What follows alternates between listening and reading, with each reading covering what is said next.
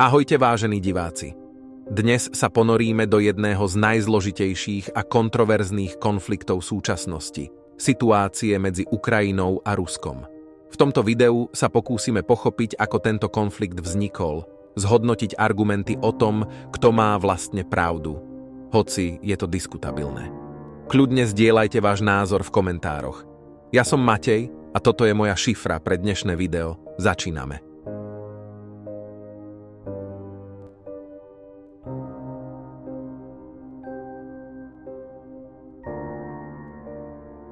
Ruská invázia na Ukrajinu je prebiehajúci vojenský konflikt, ktorý začal 24.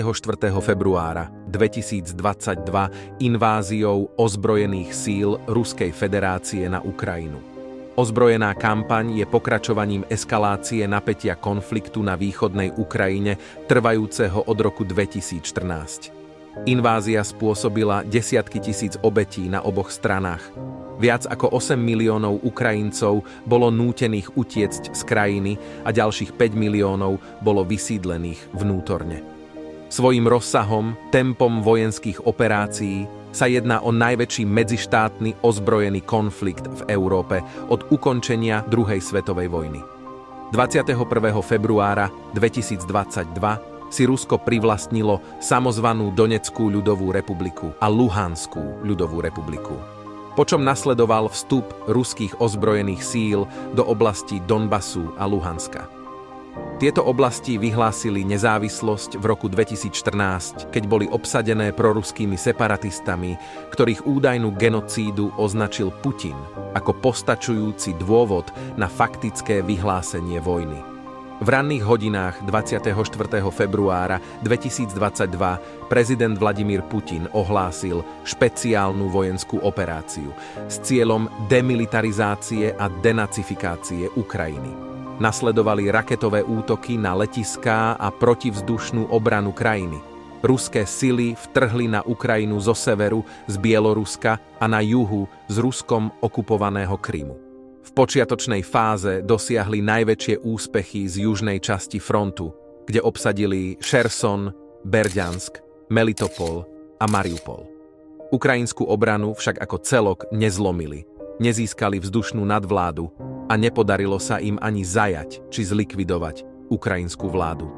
Výrazný bol aj politický neúspech, keď inváziu odsúdili prakticky všetky demokratické krajiny a na Rusko boli uvalené bezprecedentné ekonomické a politické sankcie.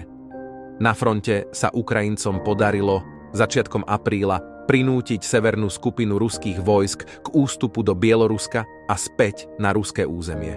Ako ale celý konflikt vznikol? Na to sa musíme pozrieť 10 rokov späť. V septembri 2013 poradca Kremľa Sergej Glaziev oznámil, že ak Ukrajina podpíše plánovanú asociačnú dohodu s Európskou úniou, Rusko nebude schopné zaručiť nezávislosť Ukrajiny. V novembri ukrajinský prezident Viktor Janukovič náhle zrušil podpísanie asociačnej dohody s Európskou úniou a namiesto toho pred pokračovaním rokovaní o vstupe do Európskej únie uprednostnil tesnejšie vzťahy s Eurázijskou ekonomickou úniou pod vedením Ruska. Tieto kroky vyvolali vlnu protestov známych ako Euromajdan. Podstatná časť ukrajinskej spoločnosti sa pri protestoch na prelome rokov 2013 a 2014 postavila proti odklonu krajiny od prozápadnej integrácie, ako aj proti krokom proruského prezidenta Janukoviča, ktorý jednak krízu vyvolal a neskôr sa ju snažil potlačiť silou. 19. až 21. januára 2014 došlo k najväčším ozbrojeným zrážkam medzi políciou a protestujúcimi na námestí Nezávislosti v Kyjeve. O život prišlo 77 ľudí vrátane 13 príslušníkov bezpečnostných zložiek. Janukovič napokon v dôsledku protestov prijal 21. januára 2014 rezignáciu a vymenoval tiež novú dočasnú vládu. Parlament ho následne ďalší deň zbavil moci tým, že hlasoval za jeho odvolanie. Ďalšieho dňa Janukovič opustil Kyjev a neskôr ušiel do Ruska. 27. februára 2014 neoznačení ruskí ozbrojenci začali obsadzovať strategické body a vládne budovy v Simferopoli a Sevastopole na ukrajinskom Kryme. 2. marca 2014 prešiel na ruskú stranu veliteľ ukrajinského námorníctva Denis Berezovský. Neoznačení ozbrojenci vtedy už držali pod kontrolou všetky strategické objekty na Kryme a zablokovali všetky vojenské a námorné posádky Ukrajiny, ktoré sa odmietli vzdať. Ruské sily zajali 18 000 ukrajinských vojakov a námorníkov slúžiacich na polostrove. Z nich až 14 500 následne dobrovoľne vstúpilo do služieb ruských ozbrojených síl. Rusko na čele s Vladimírom Putinom zároveň začalo protesty na Ukrajine označovať za štátny prevrat uskutočnený ukrajinskými radikálnymi nacionalistami, fašistami a podobne. Ruské masmédiá začali poukazovať na možné ohrozenie ruskej menšiny na Ukrajine. 1. marca 2014 schválila Horná komora Ruskej dumy Putinov návrh na vyslanie ozbrojených síl na Ukrajinu. 7. apríla 2014 ozbrojenci proruských polovojenských skupín v Doneckej oblasti začali obsadzovať štátne budovy a vyhlásili tzv. Doneckú ľudovú republiku. Krátko na to iné ozbrojené proruské oddiely v Luhanskej oblasti 27. apríla vyhlásili Luhanskú ľudovú republiku.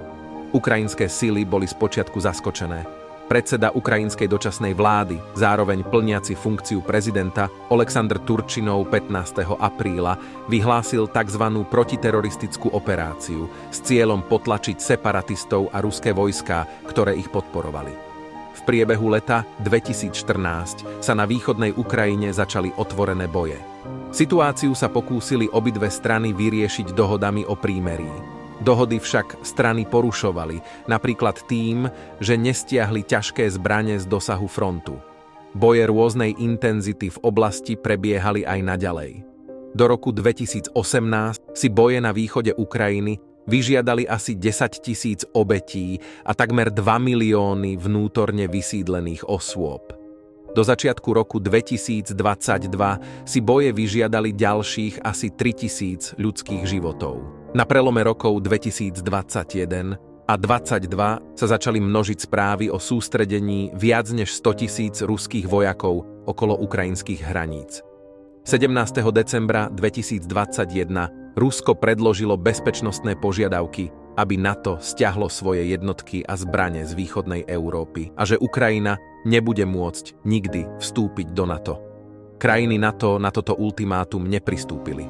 Ukrajina informovaná zo strany USA, NATO a vlastným spravodajstvom prikročila k prípravám obrany krajiny. Ukrajinský prezident Zelenský žiadal o opatrnosť, aby Rusko nemalo žiadnu zámienku na rozpútanie vojny a zároveň neúspešne žiadal o rokovanie s ruskou stranou. Putin však už v tom čase označoval ukrajinských predstaviteľov za fašistov a ukrajinského prezidenta za narkomana, spochybňoval ukrajinskú štátnosť a tvrdil, že Ukrajinu ovládajú oligarchovia. Ruská strana zároveň zahmlievala svoje aktivity a jej predstavitelia opakovane popierali akékoľvek prípravy na vojnu alebo obviňovali z eskalácie napätia USA a NATO. Putin vyzval príslušníkov ozbrojených síl Ukrajiny na kapituláciu. Putin dňa 24. februára 2022 v ranných hodinách povedal toto. Prijal som rozhodnutie uskutočniť špeciálnu vojenskú operáciu. Jej cieľom je ochrana ľudí, ktorí sú posledných 8 rokov vystavení genocíde zo strany kyjevského režimu. S týmto cieľom sa budeme snažiť o demilitarizáciu a denacifikáciu Ukrajiny. A tiež o priťahnutie k trestnej zodpovednosti tých, kto vykonal mnohonásobné krvavé zločiny proti civilnému obyvateľstvu vrátane občanov Ruskej federácie. Naším plánom však nie je okupácia ukrajinských území. Nechystáme sa nikoho do ničoho tlačiť silou. Teraz pár veľmi vážnych slov pre tých, u koho by mohla vzniknúť chuť miešať sa do diania. Ktokoľvek bude skúšať nám v tom zabrániť a najmä vytvárať pre nás hrozbu, pre našu krajinu a náš národ, nech vie, že odpoveď Ruska bude okamžitá, a privedie vás k takým dôsledkom, s akými ste sa ešte nikdy v svojej histórii nestretli. Záver tohto konfliktu je stále neistý a jeho výsledok je ťažko predvídateľný. Vo vojne často neexistuje skutočný víťaz, pretože obe strany trpia stratami a utrpením. Dúfajme, že čoskoro nastane dohoda, ktorá umožní mierové riešenie a ukončenie tohto konfliktu. Myslím si, že je dôležité podporovať snahy o mier a zhovievavosť. Ďakujem za sledovanie tohto videa a váš názor napíšte do komentára.